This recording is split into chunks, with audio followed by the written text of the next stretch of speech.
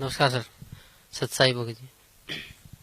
क्या नाम है जी आपका? मेरा नाम शहजाद दास है और मालिक की शरण में आने से पहले मैं मोहम्मद शहजाद खान था।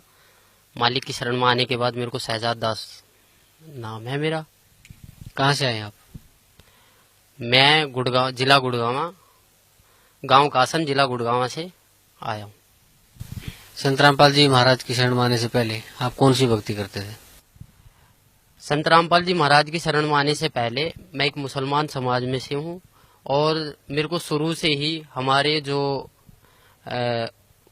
बुजुर्ग है, जो भी हमारे माता पिता, जो भी हमारे मौलवी साहब है, उन्होंने मुझे सिर्फ एक ही चीज सिखाई थी कि नमाज पढ़ो, रोजे रखो, ईद बकरा ईद मनाओ, मांस खाओ, कुछ भी करो पर मालिक का नाम लो। बस मुसलमान समाज में मैंने एक चीज जरूर देखी है कि मुसलमान समाज वो सिवा अल्लाह ताला के किसी को नहीं मानता। ये मैंने उन चीजों की देखा है। और इसके अलावा उन्होंने मेरे से कहा था कि एक तहज्जुद की नमाज होती है जो रात के 12 बजे पढ़ी जाती है, अगर उसको पढ़ लोगे तो जो तुम्हारा सबाब है, सबाब का मतलब जो फल है, वो दुगना हो जाता है। और सुबह 4 बजे की जो नमाज जिसे हम फजर की नमाज बोलते हैं, अगर पढ़ के अगर आप किसी काम के लिए चलते हो तो ये समझ लो वो काम तो आपका 100% होगा। मैंने आज मेरे को मालिक की शरण में आज मेरे को 5 साल हो गए और 5 साल से पहले यानी कि मैं 22 साल तक इस साधना को करता रहा रेगुलर। पर मेरे को 1% भी ऐसा नहीं लगा कि आज मैंने अपना फ्यूचर बना लिया हो या आज मैंने अपना कोई काम कर लिया हो या फिर मैं किसी चीज में परफेक्ट हुआ हूँ या किसी चीज में मैं सक्सेसफुल हुआ हूँ। मुझे ऐसा कुछ अनुभव नहीं हुआ। यहाँ तक कि मैंने जो ख्वाजा गरीब नवाज की दरगाह है जो अजमेर में है, जिसको मोइनुद्दीन चिश्ती की दरगाह बोला जाता है, जो पूरे वर्ल्ड में प्रसिद्ध है, उस पे भी मैंने चादर के लिए बोला। मेरे मम्मी पापा ने कहा कि आप वहां जाओ, वहां चादर चढ़ाओ, वो सबकी मुराद पूरी करते, तो आप वहां जाओ। मैं वहां भी गया, उनके लिए चादर बोला। पर मैं जहां भी गया वहां मैंने देखा एक बहुत बड़ा देग है, उसमें लोग बाग सोने डाल रहे हैं, चांदी डाल रहे हैं, पैसे डाल रहे हैं। मेरे पास कोई मनी नहीं था, मेरे पास कोई पैसा नहीं था। मैं वहां गया, वहां लोग बाग क्या करते हैं, सर पे टोपी लगा लेते हैं, मालिक का नाम लेते हैं और कहते हैं कि एक कपड़ा सा लेते हैं हरे वाला और उसके नीचे बंदों को निकालते हैं और कहते हैं कि तुम्हें सवाब मिल चुका है, जन्नत का दरवाजा खुल चुका है। कहते हैं ये जन्नती दरवाजा रमजान के दिनों में खोला जाता है। पर मुझे आज तक वहां जाने से, मेरे कम से कम भी 22 साल तक रेगुलर गया, पर मुझे वहां जाने से कोई लाभ नहीं हुआ, ना ही मुझे कोई फायदा हुआ है। और बहुत सी जगह गया, अलीगढ़ दरगाह पे भी गया, महरौली की जो दरगाह है वहां पर भी गया, वहां भी चद्दरें बोली है। वहां सिर्फ क्या है कि बाहर मांस कटता है, अंदर मालिक का वो पत्थर होता है, पत्थर के सामने सिजदा करो या उसके ऊपर कोई चद्दर चढ़ा दो, वही कहानी। हर जगह एक ना एक स्टेप सीखने को मिलते हैं। महरौली की जो दरगाह, वहां क्या है, बहुत बड़ा एक दरगाह बना रखी है और वहां पत्थर है, वहां पत्थर के ऊपर चद्दर बिछा दो और बाहर क्या है, मांस खाओ, मांस के टुकड़े कर करके खिलाए जाते थे और कहते हैं कि ये बहुत बड़ा सवाब है। मालिक ने मांस के लिए बोला गया है, मालिक ने बोला था कि कुर्बानी दो, बकरे, गाय, भैंस जो भी उनके हाथ लगे उसको कुर्बान करते थे और लोग बागों को खिलाते थे। इससे वो अपना कर्म तो खराब करते ही करते थे, दूसरे के कर्म भी बिगाड़ते थे।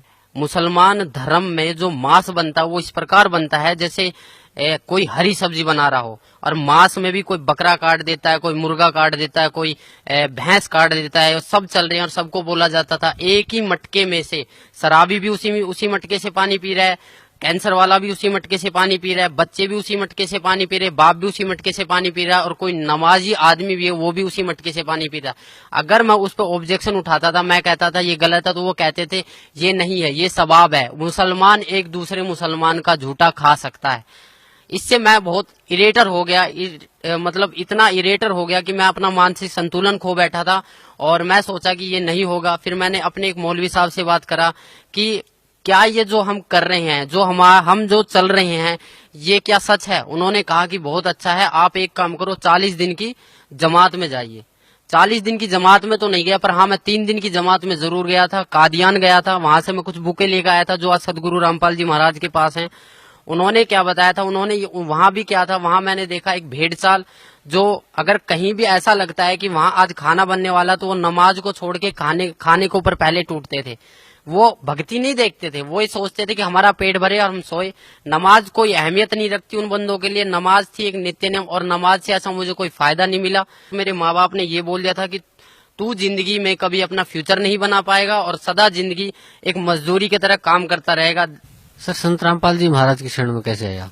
मुसलमानों में क्या कहा जाता है कि नहीं, हमें सीधा मुसलमान बना के भेजा है।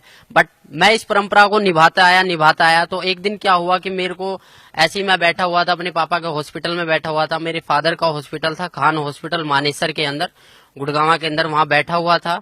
तो मेरे को भक्ति सौदागरों का संदेश एक किताब मिली, उसे मैं धीरे धीरे पढ़ना स्टार्ट करा। मैंने पापा से पूछा, पापा ये पुस्तक कहाँ से आई?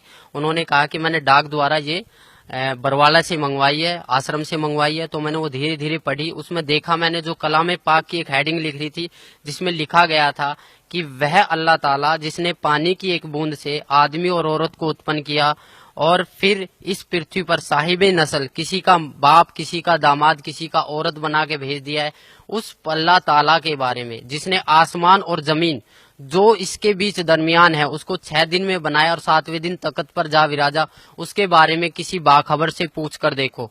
उन्होंने बताया था कि सूरत फुरकान 25 आयत 52 से 59 में ये लिख रहा है। तब मैंने इस चीज को गौर किया, मैंने इस चीज को नोट किया और कुरान शरीफ हिंदी में लेकर आया, उसको पढ़ा, उसमें देखा, सेम टू सेम वही कहानी निकली। मेरा दिमाग घूम गया। मैं सोचने लग गया कि ये ज्ञान और एक हिंदू समाज के आदमी के पास और इतने एक कलाम पाक का ज्ञान एक हिंदू समाज के आदमी के पास कैसे आया। मैंने फिर उसको और ज्यादा गहराई से पढ़ना स्टार्ट किया। मैं 2-2, 3-3 घंटे खाली पेट उसे पढ़ता रहा। धीरे धीरे मुझे ज्ञान हुआ। एक दिन मैंने निर्णय ले लिया कि मैं आज से जब भी दुकान खोलूंगा तो पूर्ण परमात्मा संत रामपाल जी महाराज का नाम लेके ही खोलूंगा।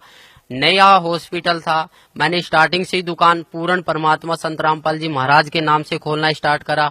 और मैंने अंदर ही अंदर एक प्रेरणा बनाई कि मालिक, मैं इतना अभी अपने पैरों पर खड़ा नहीं हूँ। अगर मैं अपने पैरों पर खड़ा हो गया या मैं जो मेरे घर वाले मुझे बोलते हैं या मुझे ऐसा लगा कि मालिक अगर आप ही भगवान हो, आप ही ईश्वर हो, आप ही गॉड हो, तो मुझे कम से कम इतना ज्ञान दे दो ताकि मैं आपके पास आ सकूं। तो धीरे धीरे मैं जब दुकान खोलता तो दुकानों की प्रोग्रेस होने लगी। इतना प्रोग्रेस हुआ कि जब भी मैं धीरे एक बार आया, मैं गांव में पूछा मैंने कि यहाँ पर मेरे को जाना है एड्रेस पे। तो उन्होंने बताया कि एक हमारे मुरारी भगत जी थे, उन्होंने वहां का एड्रेस दिया कुछ होने। वहां पर मैं गया, वहां पर मालिक की तस्वीर देखी। मैं बोला मुझे यहाँ जाना था। जब तक मुझे नहीं पता था कि मालिक करोथा को छोड़ के बरवाला में आ चुके हैं। तो उन्होंने कहा था कि हम उस दिन जाएंगे। 7वें महीने की 11 तारीख को मैं यहाँ पर आया, छोटे आश्रम बरवाड़ा पे। मैंने यहाँ नाम लिया और नाम लेने के बाद जब मालिक से मैंने बताया कि मालिक मैं ऐसे ऐसे कष्टों से उभर कर आया हूँ, तो मालिक ने मेरे को बहुत प्यार करा और बोला बेटा करोड़ों के ऊपर तेरी मेहर हुई है और तू इस भक्ति पर डटा रह। इस भक्ति पर डटा रहा, अगर नियमों में रहा तो तू जिंदगी में वो चीज पा जाएगा जो तूने कभी कल्पना भी नहीं करी होगी। तो सर, संत रामपाल जी महाराज जो आपके पूज्य गुरुदेव हैं, उनसे नाम उपदेश लेने के बाद आपको क्या लाभ मिला? सबसे पहले नाम उपदेश लेने के बाद मैंने जो मेरा मनुष्य जन्म था वो सुधरा। मैंने मांस खाना छोड़ दिया। मैं उस मुसलमान समाज के प्रति जो एक सद्भावना थी, जो एक मैं खोज रहा था अल्लाह ताला को, जो मैं एक देखना चाहता कि अल्लाह ताला कौन था, उसके बारे में मुझे पता लगा। फिर मैंने यहाँ से जितने भी अपने मुसलमान भाई हैं, जितने भी अपने मुल्ला काजी, उनसे पूछा कि भैया ऐसे इस बात है। दुआ सलाम भी करता था, सारे काम करता था। वो 2-4 बार मेरी बातें सुनते थे। एक मैं मौलवी साहब से पूछने गया, वहाँ 4-5 उनके शिष्य बैठे थे। मैंने बोला जी अस्सलाम वालेकुम, उन्होंने कहा वालेकुम अस्सलाम। तो ऐसे ही माइंड में पर्सन घूम गया। मैंने कि जी इसका मतलब क्या होता है कि हम जो दुआ सलाम करते हैं अस्सलाम वालेकुम और वालेकुम सलाम। तो हालांकि उन्होंने जवाब अपने तरीके से सही दिया, बट मुझे उसमें से कोई संतुष्टि नहीं हुई। फिर मेरा दूसरा जो क्वेश्चन था, मैंने कि आप एक बात बताइए कि अल्लाह ताला, आप कहते हो कि अल्लाह ताला बेजून है, निराकार है, अल्लाह ताला दिखाई नहीं देता, अल्लाह ताला को पाने की कोई विधि? वो कहते हैं जी जकात निकालो। जकात का मतलब होता है कि अपना जो पैसा होता है उसको मालिक की राह में कुर्बान कर दो, मालिक की राह में दान कर दो। मैंने बोली जी कैसे दान करते हैं? बोला जी आप एक काम करो, जकात का मतलब होता है कि आप चावल में मांस बनवाइए और उसको गरीबों में बंटवाइए।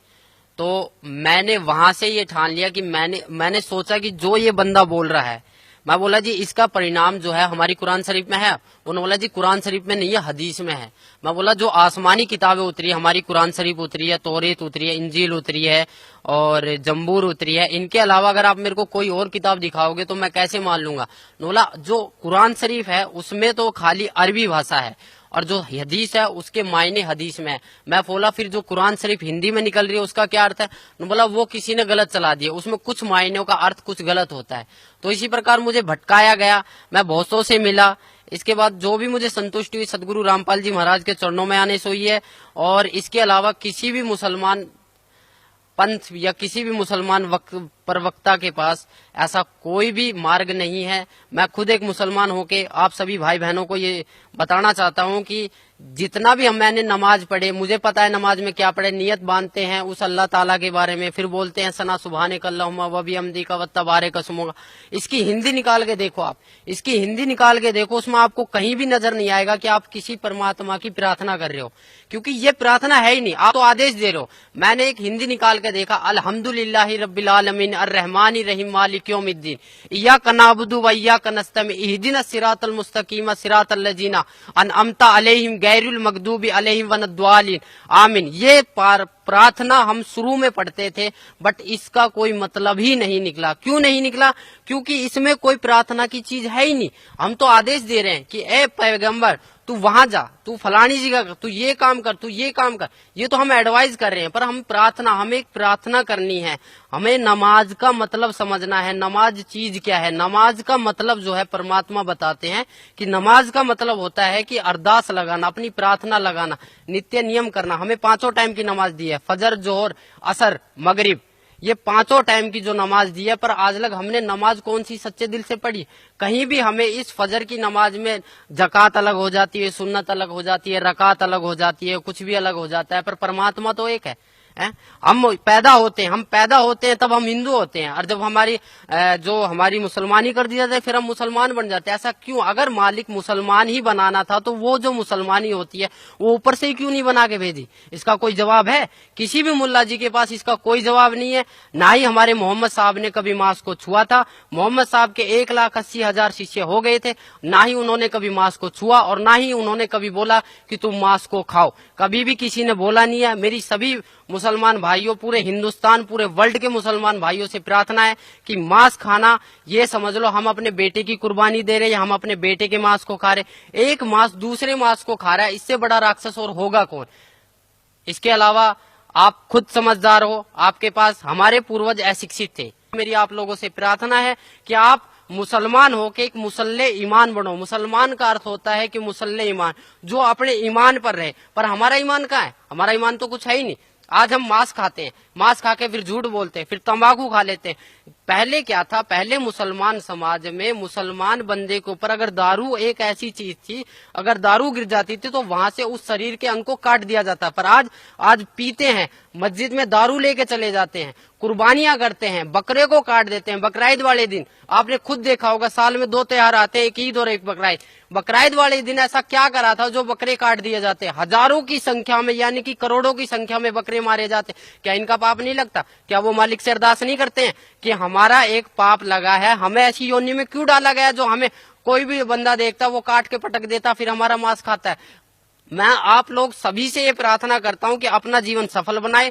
मनुष्य जीवन एक अनमोल है, इसको व्यर्थ ना करे। मुसलमान समाज जो है वो बहुत पाक समाज है। वो पाक इसलिए है क्योंकि वो सिवाय अल्लाह ताला के किसी को मानता नहीं है। पर आजकल का जो मुसलमान समाज है वो मुल्ला काजियों ने बहकाया जा रहा है, क्योंकि हम ख्वाजा गरीब नवाज की दरगाह पे जाते हैं, क्या करते हैं? हम पत्थरों के सामने पूजा करते हैं, फिर कहते हैं कि हम पत्थरों की पूजा नहीं करते। फिर कैसे पत्थरों की पूजा करते हैं? अगर आपने सिजदा कर दिया, उसको पूज लिया, सिजदा करना एक पूज लिया सिवाय अल्लाह ताला के, फिर कहते हैं कि सिवाय अल्लाह ताला के किसी का आगे सिजदा नहीं करते। फिर ख्वाजा गरीब नवाज की दरगाह, सैयद, पीर, जितने भी ये महरौली की दरगाह, अलीगढ़ की दरगाह, यहाँ पर होता क्या है? क्या होता है यहाँ पर? क्या वो बंदा है? क्या वो पीर पैगंबर है? नहीं। उन्होंने ये कहा था कि हम भगवान नहीं है, हम अल्लाह नहीं है। हम उस अल्लाह ताला के बारे में सोचो। मेरी सभी मुसलमान भाई बहनों से अनुरोध है, मैं प्रार्थना करता हूँ कि मैं अपने परिवार से भी ये प्रार्थना करता हूँ कि उस अल्लाह ताला के बारे में जानिए जो कुरान शरीफ में लिख रहा है। कुरान शरीफ में लिख रहा है कि फला तुतिल काफिरन जाहिदुम बिही जिहादन कबीरन, कि वह अल्लाह ताला कबीर है और उस कबीर के लिए इस कुरान शरीफ की दलीलों से तू जिहाद कर, लड़ाई मत कर। जैसे मैं आज आपके सामने कह रहा हूँ, मुझे मजबूरन बस आप लोगों के सामने आना पड़ रहा है, क्योंकि ये काल एक ऐसी जाल है जिसको आप निराकार मानते हो। जिब्राइल अलैहिस्सलाम फरिश्ता जो कुरान शरीफ की आयतों को लेके मोहम्मद साहब के पास आया था, उस टाइम मोहम्मद साहब ने कहा था कि मैं अनपढ़ हूँ, मुझे पढ़ना नहीं आता, फिर भी उसने 3 बार जबरदस्ती उनका गला घोट कर उनके ऊपर उनके अंदर शक्ति डालकर पढ़वाया कि जा नीचे जा, उसको बोल कि मेरा ईमान फैलाए, ईमान फैलाए। वो ईमान इतना तगड़ा फैलाया कि आज लग उस ईमान से हम निकल नहीं पाए हैं। मेरी आप लोगों से रिक्वेस्ट है, जितने भी मेरे पूरे वर्ल्ड के मुसलमान भाइयों, अगर मेरे से कोई गलती होती है या अगर मेरे को बताने में कोई गलती हो रही है, अगर आप इस चीज का ज्ञान रखते हो कि नहीं मैं गलत बोल रहा हूं, तो आप सतगुरु रामपाल जी महाराज बरवाड़ा में आइए और अपने विचार प्रकट कीजिए। अगर हमसे कोई गलती हुई, अगर हमें लगा कि आपका मुसलमान समाज ठीक है तो हम मुसलमान बनने के लिए तैयार हैं। अगर हमें लगा कि आपका मुसलमान समाज गलत है तो आप अपने अहंकार, अपने घमंड और अपनी ये ईर्ष्या को छोड़कर आइए और अपना कल्याण करवाइए। मेरे पापा बीमार हो गए थे, इतना सीरियस हो गए थे, वो मांस खाते थे, दारू पीते थे, बीड़ी पीते थे, सिगरेट पीते थे। डॉक्टरों ने बोला फेफड़ा खराब हो गया, दिल 20% काम करने लग गया है। उनको मैंने समझाया कि उस खुदा को याद कर, आज तेरा वो खुदा कहाँ है। वो जुम्मे की नमाज भी पढ़ते थे, ईद बकराईद को भी पढ़ते थे, मीट भी खाते थे। क्या उनकी भक्ति इतनी नाजिल नहीं थी? क्या उनकी भक्ति इतनी भी नहीं थी कि वो अपने आप को जीवित कर सके? उन्होंने तो बहुत वो करा था। तो वही बात था, उनको मैंने बोला कि उस खुदा को याद कर। उन्होंने रो के गिड़गिड़ा के बेड पे पड़े पड़े मालिक को याद किया था, बंदी छोड़ पूर्ण परमात्मा संत रामपाल जी महाराज को याद किया था कि मैं जन्मजात नाम ले लूंगा, मुझे इस बीमारी से छुड़वाओ। मेरे पूरे घर वालों ने ये कह दिया था कि ये मरेगा, यहाँ तक कि रिश्तेदारियों ने बोल दिया था कि इसके बचने की कोई उम्मीद नहीं है। फिर भी मैंने मालिक से उसके लिए प्रार्थना करी। मालिक ने बोला बेटा ठीक हो जाएगा, वो ठीक हो गया। नाम के लिए बोला बट वो आज नाम से मुकर गया है। परमात्मा की शब्द में इतनी शक्ति है कि आपने बगैर नाम लिए आप ठीक हो चुके हो। अगर आप अब भी नहीं पिछाड़ोगे फिर कब पिछाड़ोगे? सर भी आप बता रहे थे कि अल्लाह ताला की शरण में जाना चाहिए, उसको पहचानना चाहिए, उसको जानना चाहिए। तो किसे मानते हैं आप अल्लाह ताला? देखो, आज से जब मैंने नाम पहले लिया था तो मैं तो कभी जानता भी नहीं था कि अल्लाह ताला कौन है। मैंने बहुत से मुसलमान काजियों, यहाँ कि मैंने मम्मी पापा से भी पूछा कि वह कोई ना कोई तो ऐसी शक्ति होगी ना जो पूरे ब्रह्मांड को चला रही है, पूरे समाज को चला रही है, जिसने एक पानी की बूंद से एक आदमी को उत्पन्न कर दिया, एक औरत को उत्पन्न कर दिया। फिर मैंने सुना था आदम और हव्वा के बारे में, बोला कि परमेश्वर अल्लाह ताला ने आदम बनाया, फिर उसकी हड्डी से एक हव्वा बनाया, उससे संसार चला। पर आदम को अगर अल्लाह ताला ने बनाया तो अल्लाह ताला भी तो होगा ना कोई। तो उन्होंने ये कहा कि आप कुरान शरीफ को पढ़ो। मैंने तहे दिल से मालिक की शरण में आने के बाद तहे दिल से 3 बार कलाम पाक को पढ़ा है। वहां पर मुझे एक एक चीज के अरब का पता लगा। उसमें एक सूरत आती है औज़ु बिल्लाहि मिनश शैतानिर रजीम बिस्मिल्लाहिर रहमानिर रहीम, कि शुरू करता हूँ अल्लाह ताला के नाम से जो सबसे बड़ा है और अपने बंदे के गुनाहों को माफ करने वाला है।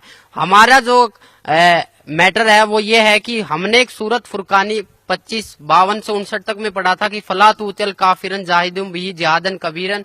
इसमें कबीर परमात्मा को जो बड़ा बोला गया है। मैंने बहुतों मुसलमान काजियों से पूछा कि कबीर का अर्थ क्या है, कि कबीरा गुनाह है। कौन सा गुनाह है?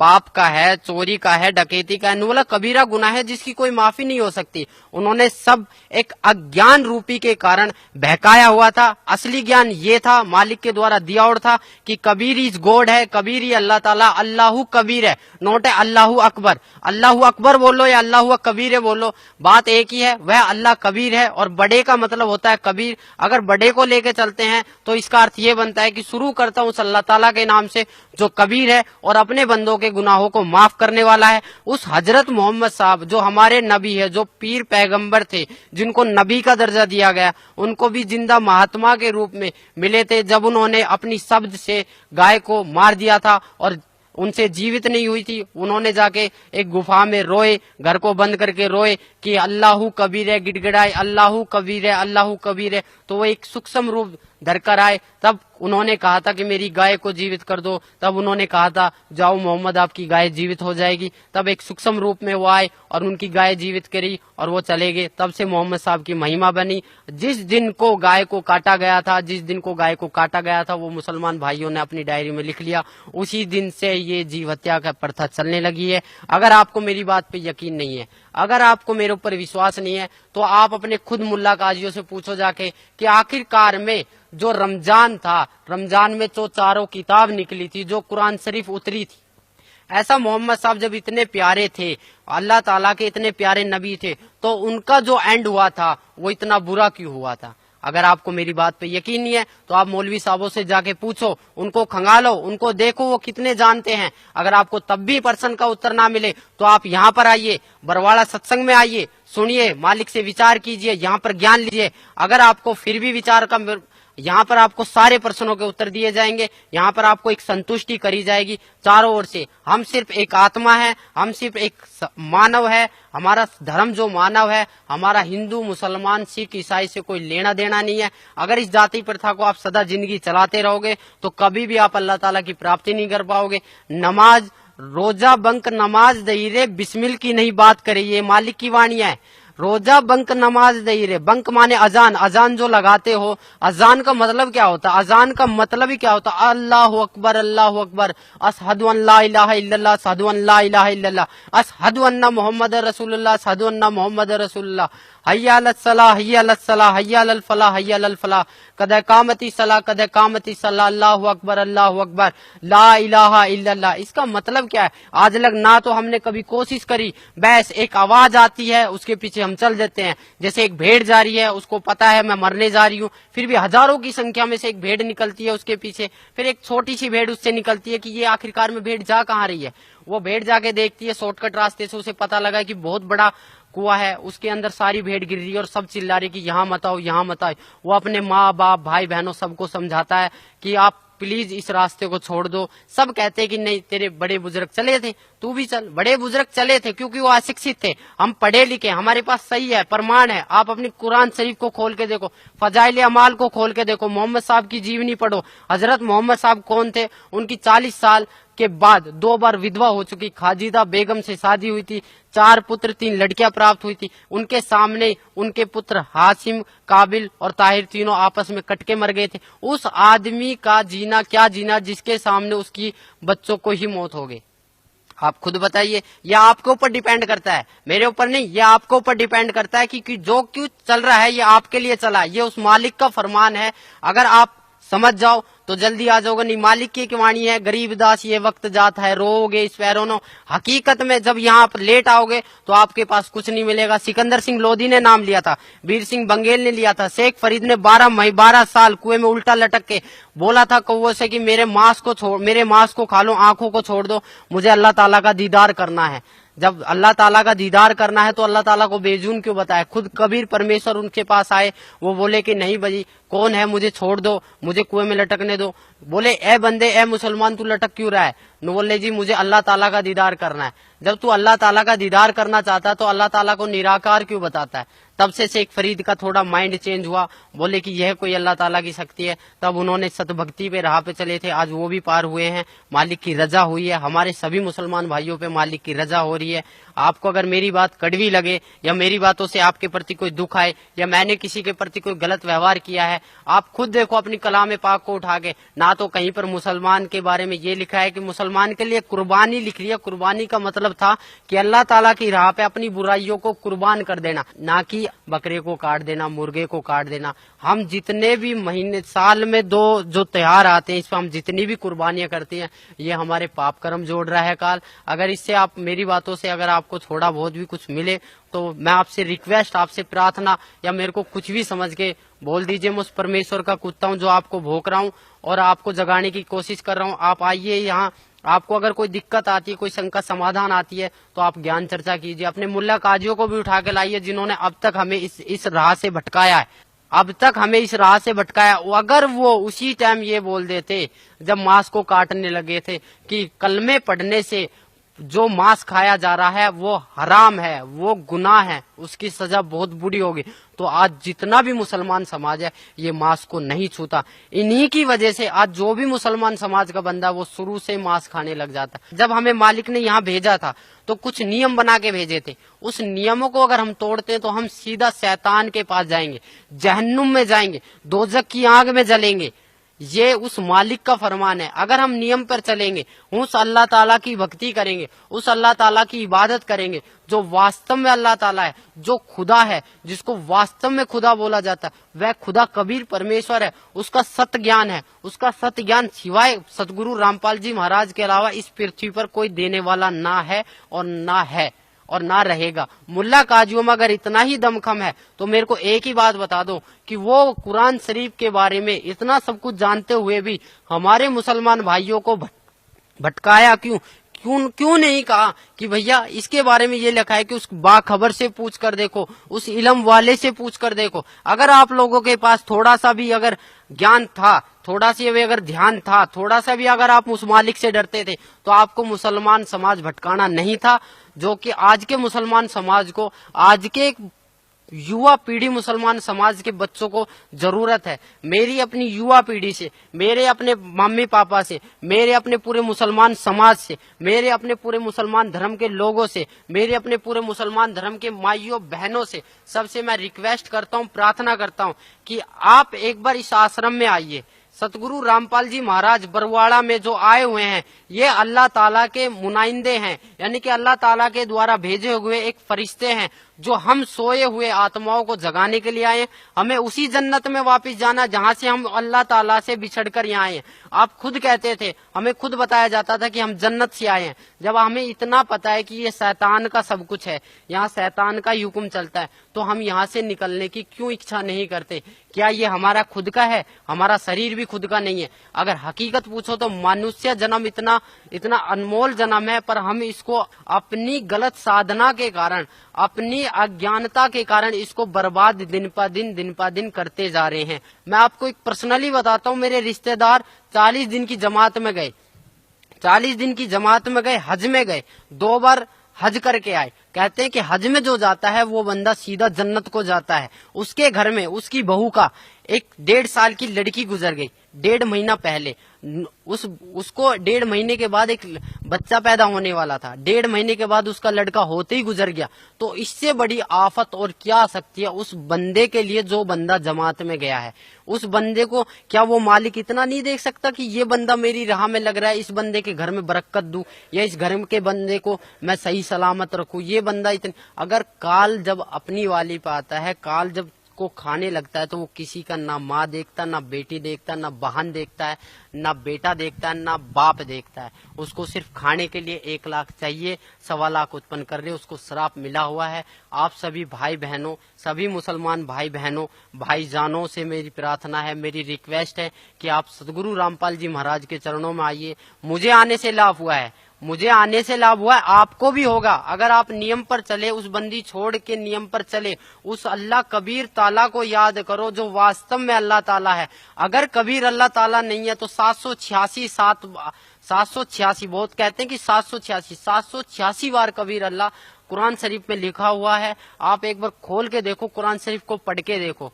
हम बहुत डरते थे कि कुरान शरीफ को हम पढ़ेंगे तो हमें पाप लगेगा, हमें अजाब मिलेगा, हम नापाक हैं। नापाक अगर बंदा है तो भी कुछ दिक्कत नहीं है। आप कुरान शरीफ को खोल के देखो, कुरान शरीफ को पढ़ के देखो, कुरान मजीद को पढ़ के देखो, फजाइल अमाल को पढ़ के देखो, मोहम्मद साहब की जीवनी को पढ़ के देखो, आपको बहुत कुछ मिलेगा। बहुत कुछ है कुरान शरीफ में। अगर कुरान शरीफ के अलावा कोई भी मुल्ला काजी आपसे ये कहता है कि नहीं इसमें तो ये चीज नहीं है, हदीस में है, तो हदीस तो मालिक ने बना ही नहीं है। हदीस तो आसमानी किताब है ही नहीं। हमारी 4 किताबें हैं, तौरेत, इंजिल, जंबूर और कुरान शरीफ। एक ईसा अलैहिस्सलाम पर उतरी थी, एक दाऊद अलैहिस्सलाम पर उतरी थी, एक मूसा अलैहिस्सलाम पर उतरी थी, और चौथी किताब जो है रमजान के दिनों में उतरी थी। 40 साल के जब मोहम्मद साहब थे तो 40 साल से 23 साल तक वो उतरती रही थी, वो रमजान के दिनों में उतरी थी, इसलिए वो कुरान शरीफ कहलाई। आप खुद देखो, उस कुरान शरीफ को खोल के देखो, आपको पता लगेगा, एक एक चीज का पता लगेगा आखिर कुरान शरीफ बोल क्या रही है। सर, क्या मानते हैं आप कुरान शरीफ में या मुसलमान धर्म में परमात्मा को, जैसे हिंदू परमात्मा कहते हैं और क्रिश्चियन गॉड कहते हैं, और सिख धर्म में रब का दर्जा दिया जाता है, तो मुसलमान धर्म में आप बता रहे थे कि भी अल्लाह ताला का दर्जा दिया जाता है, तो वो क्या साकार है, निराकार है, बेचून है, क्या पोजीशन है उसकी आपके धार्मिक ग्रंथों में?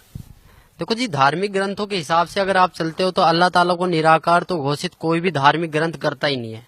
अल्लाह ताला साकार है, ना तो वह बेजून है ना निराकार है। बहुत से कहते हैं अल्लाह ताला कण कण में समाया हुआ है, ये बात मैं मानता हूँ, अल्लाह ताला कण कण में समाया, बट अल्लाह ताला साकार है। जब हमारी कुरान शरीफ में लिख रहा है कि उसने 6 दिन में सृष्टि की रचना करी और 7वें दिन सखत पर जा विराजा, विराजने का मतलब बैठा है, वो कोई भगवान है, वो कोई शक्ति है, उसके बारे में, उस अल्लाह ताला के बारे में किसी बाखबर से पूछ कर देखो। बाखबर का मतलब होता है तत्वदर्शी संत, उस तत्वदर्शी संत से पूछ कर देखो। और तत्वदर्शी संत कौन है, कैसे है, उसके बारे में आपको ज्ञान मिलेगा। एक हमारी बुक चल रही है ज्ञान गंगा, उसको पढ़िए, आपको बहुत लाभ मिलेगा। अपनी कुरान शरीफ को खोल के देखिए, आप जब तक कुरान शरीफ को नहीं खोल के देखोगे आप निराकार ही साबित करते रहोगे, परमात्मा साकार है। कबीर अल्लाह है, अल्लाह ताला कबीर है, उसका नाम कबीर है, वह 7वें आसमान पर बैठा हुआ है, वह जन्नत में है, उसका नाम कबीर है और उसी की हम प्यारी आत्माएं हैं, पूरा वर्ल्ड उसी की आत्माएं हैं। हमें यहाँ से सीधा अपने मालिक के पास जाना है, ना कि शैतान के पास। अगर आपको मेरी बात पे यकीन नहीं है तो आप मौलवी साहबों से जाके पूछो, उनको खंगालो, उनको देखो वो कितने जानते हैं। अगर आपको तब भी प्रश्न का उत्तर ना मिले तो आप यहाँ पर आइए, बरवाड़ा सत्संग में आइए, सुनिए, मालिक से विचार कीजिए, यहाँ पर ज्ञान लीजिए। अगर आपको फिर भी विचार का, यहाँ पर आपको सारे प्रश्नों के उत्तर दिए जाएंगे, यहाँ पर आपको एक संतुष्टि करी जाएगी चारों ओर से। हम सिर्फ एक आत्मा है, हम सिर्फ एक मानव है, हमारा धर्म जो मानव है, हमारा हिंदू मुसलमान सिख ईसाई से कोई लेना देना नहीं है। अगर इस जाति प्रथा को आप सदा जिंदगी चलाते रहोगे तो कभी भी आप अल्लाह ताला की प्राप्ति नहीं कर पाओगे। जो क्यों चल रहा है ये आपके लिए चला है, ये उस मालिक का फरमान है। अगर आप समझ जाओ तो जल्दी आ जाओगे, नहीं मालिक की वाणी है, गरीब दास ये वक्त जाता है, रोओगे इस पैरोनो। हकीकत में जब यहाँ पर लेट आओगे तो आपके पास कुछ नहीं मिलेगा। सिकंदर लोधी ने नाम लिया था, वीर सिंह बंगेल ने लिया था, शेख फरीद ने 12 साल कुएं में उल्टा लटक के बोला था कौवों से कि मेरे मांस को खा लो, आंखों को छोड़ दो, मुझे अल्लाह ताला का दीदार करना है। जब अल्लाह ताला का दीदार करना है तो अल्लाह ताला को बेजून क्यों बताए। खुद कबीर परमेश्वर उनके पास आए, वो बोले कि नहीं भाई कौन है, मुझे छोड़ दो, मुझे कुएं में लटकने दो। बोले ए बंदे, ए मुसलमान, तू लटक क्यों रहा है। न बोले जी मुझे अल्लाह ताला का दीदार करना है। जब तू अल्लाह ताला का दीदार करना चाहता है तो अल्लाह ताला को निराकार क्यों बताता है। तब से शेख फरीद का थोड़ा माइंड चेंज हुआ, बोले कि यह कोई अल्लाह ताला की शक्ति है। तब उन्होंने सतभक्ति पे राह पे चले थे, आज वो भी पार हुए हैं, मालिक की रजा हुई है। हमारे सभी मुसलमान भाइयों पे मालिक की रजा हो रही है। आपको अगर मेरी बात कड़वी लगे या मेरी बातों से आपके प्रति कोई दुख आए या मैंने किसी के प्रति कोई गलत व्यवहार किया है, आप खुद देखो अपनी कलाम पाक को उठा के, ना तो कहीं पर मुसलमान के बारे में ये लिखा है कि मुसलमान के लिए कुर्बानी लिख रही है। कुर्बानी का मतलब था कि अल्लाह ताला की राह पे अपनी बुराइयों को कुर्बान कर देना, ना कि बकरे को काट देना, मुर्गे को काट देना। हम जितने भी महीने साल में 2 जो त्योहार आते हैं, इसमें हम जितनी भी कुर्बानियां करते हैं, ये हमारे पाप कर्म जोड़ रहा है काल। अगर इससे आप मेरी बातों से अगर आपको थोड़ा बहुत भी कुछ मिले तो मैं आपसे रिक्वेस्ट, आपसे प्रार्थना, या मेरे को कुछ भी समझ के बोल दीजिए, मैं उस परमेश्वर का कुत्ता हूँ जो आपको भोंक रहा हूँ और आपको जगाने की कोशिश कर रहा हूँ। आप आइए यहाँ, आपको अगर कोई दिक्कत आती है, कोई शंका समाधान आती है तो आप ज्ञान चर्चा कीजिए। अपने मुल्ला काजियों को भी उठा के लाइए जिन्होंने अब तक हमें इस राह से भटकाया है। सर अभी आप बता रहे थे कि न हम हिंदू हैं, न मुसलमान हैं, न सिख हैं, न ईसाई हैं, हम सिर्फ एक आत्मा हैं। तो आत्मा की मुक्ति कैसे संभव हो सकती है। आत्मा की मुक्ति सतभक्ति से ही संभव हो सकती है। सतभक्ति का मतलब यह है कि हमें सबसे पहले अपने गुरु की तलाश करनी पड़ेगी, एक तत्वदर्शी संत की तलाश करनी पड़ेगी। वो हमें उस अल्लाह ताला, उस खुदा का मार्ग बताएगा, वो अल्लाह ताला के मार्ग की विधि बताएगा। उस विधि पर चलने से, उसके पथ पर चलने से हम इस शरीर को, जो हमारा नासवान शरीर है, इसको हम छोड़कर अपने मालिक के पास चले जाएंगे। इसी से ही आत्मा की मुक्ति हो सकती है, ना तो नमाज पढ़ने से, ना रोजा रखने से, ना बकरों को हलाल करने से, ना गायों को हलाल करने से, न मुर्गों को हलाल करने से। इससे ना तो किसी को मुक्ति मिली है और ना ही कोई मुक्त हो पाएगा। तो सर इस जहान में कौन है वो तत्वदर्शी संत जो हमें मुक्ति प्रदान कर सकता है। इस पृथ्वी पर एक सतगुरु रामपाल जी महाराज जी हैं, जो हमें, वो अल्लाह ताला के नुमाइंदे हैं, वो अल्लाह ताला के फरिश्ते हैं, वो अल्लाह ताला के भेजे हुए एक पैगंबर हैं। अगर आप उनके पास आके नाम दीक्षा, जो भी वो अल्लाह ताला की विधि आपको बताए, उसको अगर आप अपने सच्चे मन से एक तड़प के साथ, जिस प्रकार आप एक नमाज को तड़प के साथ, जिस प्रकार आप रोजे को तड़प के साथ करते हो, उसी प्रकार आप इस विधि को भी तड़प के साथ अगर कर लो तो आप 100%, 101% आप पार हो जाओगे और उस जन्नत में चले जाओगे जहां वास्तव में ही खुदा है, जहां वास्तव में ही अल्लाह ताला है, जो साकार बैठा है, जो हमारे लिए बहुत रोते हैं, जो जिनसे हम बिछड़ के बहुत दुखी हुए हैं। इस संसार में ऐसा कोई सा भी मनुष्य नहीं है जिसके ऊपर दुखों का आप पहाड़ नहीं पड़ा है। अगर वो दुखों का निवारण और इस संसार, इस काल के जाल से छूटना चाहता है, इस शैतान के जाल से, तो वो सतगुरु रामपाल जी महाराज की शरण में आए। यही वो खुदा है, यही वो गॉड है, यही वो ईश्वर है, यही वो भगवान है, यही वो अल्लाह ताला है, यही वो अल्लाह ताला है, यही वो खुदा है जो आपको इस काल के जाल से मुक्त करवा सकते हैं। अन्यथा इस पृथ्वी पर ना तो किसी मुसलमान के प्रवक्ता के बस की है, ना किसी नमाज के पढ़ने से होगा, ना रोजे रखने से होगा, ना ही आपको कुरान ईद और बकरा ईद मनाने से होगा, ना ही आपको मांस काटने से होगा। सबसे पहले आप आइए और मांस को छोड़ने की कष्ट कीजिए, क्योंकि हम जितनी जीव हत्या करेंगे उतना ही हमारा पाप कर्म बढ़ता ही चला जाएगा। ये कुरान शरीफ में भी लिख रहा है कि मनुष्य अपने जीव के स्वाद के लिए इस कर्म को कर रहा है, अन्यथा कोई कर्म नहीं है। ना ही तो कहीं मुसलमान वो कुरान शरीफ में लिख रहा है, ना ही कहीं फजाइल अमाल में लिख रहा है। आप किसी भी एक अच्छे मौलवी काजी से पूछोगे कि आप इस मीट को जायज है नाजायज, तो वो 100% आपको यही बोलेगा कि ये नाजायज है, खाली एक जीव का स्वाद है, इसके अलावा और कुछ नहीं। अगर आप मालिक के पास जाना चाहते हो, सब एक भाई हो, सभी एक बाप की संतान हो, उस बाप को पहचानो और उस बाप की शरण में आइए। और इसके अलावा आप लोगों से क्या कहूँ, आप सब समझदार हो, मेरे से ज्यादा आप पढ़े लिखे हो, मेरे से ज्यादा आप जानकारी रखते हो। जितने भी मुल्ला काजी, जितने भी काजी साहब, जितने भी मुसलमान भाई मेरे सब चीजों को सुन रहे हैं, मेरी आवाज आप तक कानों तक जा रही है, तो प्लीज मेरी आपसे अरदास है, मेरी एक रिक्वेस्ट है, मेरी एक प्रार्थना है कि कम से कम आप उस कुरान शरीफ को खोल के देखो जो आपने 20-25 साल से वो कुरान शरीफ खोल के नहीं देखी। जब तक आप उस कुरान शरीफ को खोल के नहीं देखोगे, तब तक इस ज्ञान को पाना, उस अल्लाह ताला को पाना आपके लिए इम्पॉसिबल नहीं, बड़ा कठिन सवाल हो जाएगा। आज तक हमें खुद नहीं पता कि वो अल्लाह ताला कौन है, और हम अपने बच्चों को क्या बताएंगे कि वो अल्लाह ताला कौन है। धन्यवाद भाई साहब।